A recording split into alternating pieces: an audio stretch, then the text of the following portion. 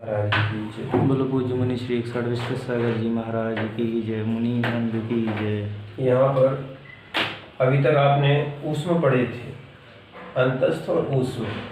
इसी प्रकार आगे चलते हैं और यहाँ पर बता रहे हैं आह इति विसर्जनीय। आह इति विसर्जनीय। यहाँ पर बोल रहे हैं आह इति विसर्जनीय, यानी जिसके बिना जो उच्चारण करने के लिए समर्थ नहीं होता वह उच्चारण के लिए होता है। यहाँ आह आ आकार जो है इसको बोलते आ, ये आकार जो है आ ये विसर्ग के उच्चारण के लिए दिया है।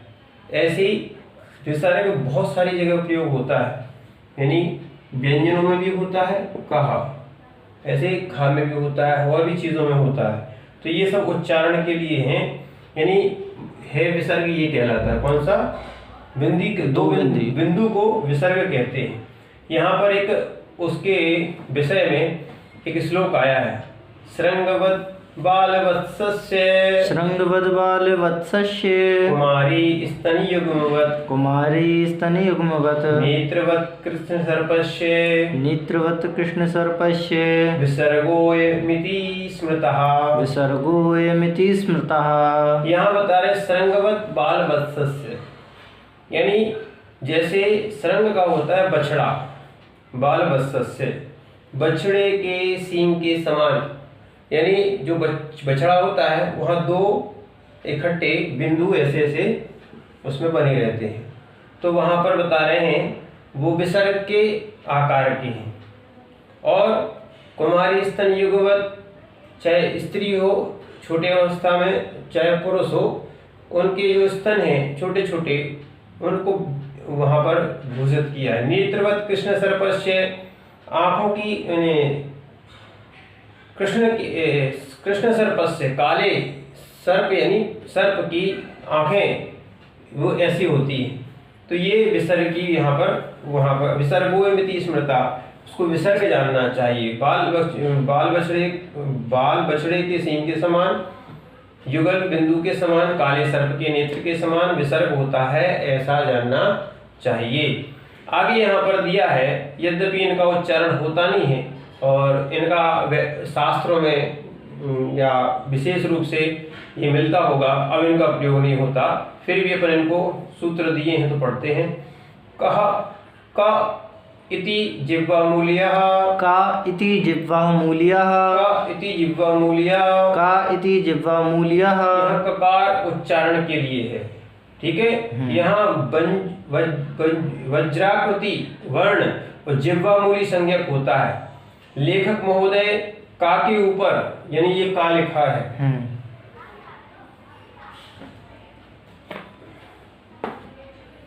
ये लिखा है का, लिखा है ना, ये का के ऊपर इन्होंने ये क्रॉस का निशान लगा दिया था, इसको बोलते हैं जिह्वामूली, ठीक है। या यहाँ पर वज्राकृति की संज्ञा रखी है, इसको क्या बोलते हैं? वज्राकृति, वज्र। परंतु अन्य व्याकरण में और भी एक चीज आई है, का के ऊपर वो ऐसा लगा देते हैं, कैसा? ये आधा आधा विसर्ग, ठीक है ना, जिह्वामूली संज्ञा दी गई है। और ऐसी पा के साथ में पा इत्युपदमानीयः, यहाँ पकार के उच्चारण के लिए गजकुंभाकृति को यहाँ पर रखा गया है। जैसे ये है वैसे ही यहाँ पर पा लिखेंगे, जो पा के ऊपर भी ऐसा ये बना देंगे, यानी ये अपन एक्स जैसा बनाते ना, वैसे ही यहाँ पर पा का उच्चारण के लिए यहाँ पर बना सकते हैं। ये ऐसी आधा विसर्ग टाइप में हो जाएगा। तो यहाँ पर बताते हैं पा इत्युपदमानीय। या दूसरा क्या है, यहाँ पर गजकुंभाकृति ये भी है, इसको गजकुंभाकृति ऐसे भी बोलते हैं। पा लिख दिया और उल्टा बी बना दिया, जैसे सिर होता है ना, सिर, तो उस किसका? हाथी का, उसको ऐसा बना दिया बी आकार का, तो इसको गजकुंभाकृति कहते हैं। तो ये उनके ऊपर लिखा जाता है और ये बोलने के लिए है। परंतु अन्य व्याकरण में पा के समान अर्ध विसर्ग होता है, वो पदमानी की संज्ञा है। एक को क्या बोलते हैं? एक को जिह्वा एक को मूली जिह्वा मूली बोलते हैं, का के साथ जो होता है उसको जिह्वा मूली बोलते हैं, और पा के साथ जो उच्चारण में आता है उसको उपदमानी बोलते हैं। अब यहाँ पर ये मात्र संज्ञाएं कही गई हैं, ये संज्ञा यानी नाम है। आगे बताते हैं अम इत्यनुस्वारः। अम इत्यनुसारः। अम इत्यनुस्वारः। अम इत्यनुसारः। अम है, इसको अनुस्वार बोलते हैं। क्या बोलते हैं? अनुस्वार। यहाँ आकार उच्चारण के लिए, ये भी आकार जो है ना मात्र उच्चारण के लिए है, ऐसा भी लिख सकते हैं।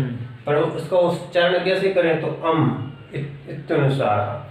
फिर यहाँ पर लिखा है कि बिंदु वर्ण अनुस्वार संज्ञक होता है। अकु हा, हा का अर्थ होता है हा, ठीक है। अगर इनके ऊपर कहीं भी बिंदी आती है तो उसका उच्चारण जो है गा होगा। क्यों होगा? क्योंकि का खा गा घा गा, इसके 5 वर्ग लिखेंगे, का खा गा घा और गा, ये लिखे थे।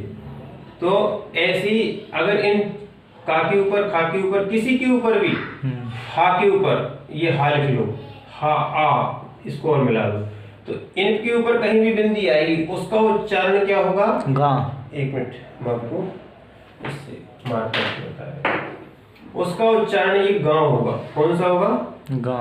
गा, यही उच्चारण आएगा। इससे आपके बहुत सारे विषय क्लियर हो जाएंगे। तो ये बन जाएगा गा। जैसे कि अपन लिखते हैं, आपको समझाते हैं, जैसे पंग पंकज लिखते हैं ना जो, इसका अर्थ ये होता है, लिखाई में ऐसा आता है, लिखने में पा क ज, ये सही ये लिखा है। ये बिंदी का उच्चारण क्या है? गा। गा। ऐसे ही दूसरा है क च, ई चू चा था ना, चा वर्ग, चा छ जा झा या, इचू इचू यशा यशा, हाँ ये सा शक्कर का नाम, इचू यशा नाम। तो यहाँ पर चाहे ई हो, चाहे चा है, छा है, जा है, जा है, या है, या है, यहाँ पर ये यहाँ दिख रहा है, यहाँ यही वर्ण जो है इसी का उच्चारण आएगा। जैसे अपन लिखते हैं पंच। अब ये कैसे देखते हैं अपन? ये देखना कि अनुस्वार के बाद क्या लिखा है? अनुस्वार है ना। हाँ। अनुस्वार के बाद वर्ण कौन सा है?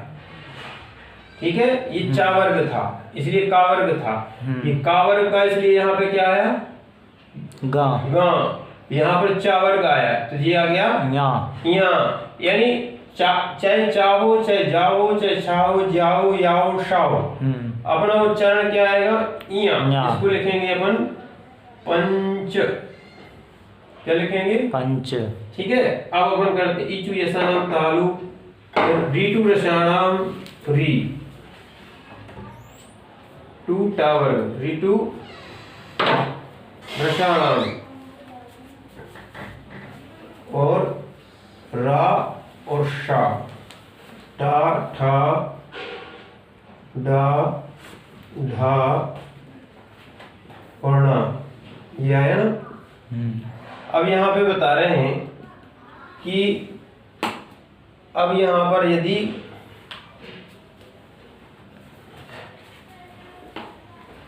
यहाँ पर यदि कोई भी वर्ण आता है, जैसे अपन लिखते हैं घंटा, क्या लिखते हैं? घंटा। ये लिखा घंटा, ठीक है। ये अपन साधारण लिखते हैं, पर वास्तव में ये क्या है? घंटा, ऐसा लिखा जाता है। क्यों लिखा है टा? आपको बता ही चुके हैं। बिंदी के बाद आपको ये देखना है कि अनुस्वार कैसा है। बैठ जाओ, ये समझ में आएगा।